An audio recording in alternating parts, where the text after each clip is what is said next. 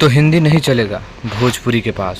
मैं क्यों बोल रहा हूँ, इस वीडियो को लास्ट तक बन जाइएगा तो आपको पता चल जाएगा। एक गाना आया हुआ है, उससे पहले एक छोटा सा रिक्वेस्ट है कि चैनल को सब्सक्राइब कर लीजिए।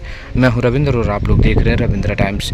इस समय काफ़ी व्यस्त रहने के कारण आप लोगों को कुछ न्यूज़ नहीं दे पा रहा हूँ, लेकिन आप लोग बने रहिएगा। महादेव तेरा नाम, hit machine, trending star Khesari Lal Yadav का ये गाना वेस्ट भोजपुरी पर आया हुआ है, लेकिन व्यूज़ देखिए लगभग 2 लाख के करीब 3 घंटे में गया हुआ है और 40,000 के करीब इस गाने पे लाइक गया हुआ है।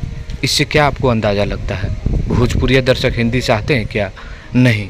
काफ़ी लोगों का ये शिकायत था कि खेसारी लाल यादव का जो गाना है वो बहुत ही हाई लेवल का नहीं आ रहा है। आप इस गाने को जाकर देखिए एक बार वेस्ट भोजपुरी पर, लगेगा कितना हाई लेवल का बनाया गया है। ये फिल्म का एक सॉन्ग होना चाहिए था, एक बड़ा फिल्म का, बड़ी एकदम कंपनी का बड़ा बजट का गाना ये हो सकता था उस फिल्म का, लेकिन एक गाने के तौर पर आप लोगों के बीच रखा गया।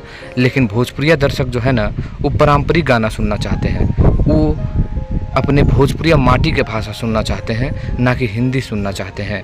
तो मैं चाहूँगा कि जल्द से जल्द खेसारी लाल यादव कुछ पारंपरिक गीत लेकर आएँ और भोजपुरी दर्शक को झुमाएं। इस गाने के बारे में क्या कहना है कमेंट करिए।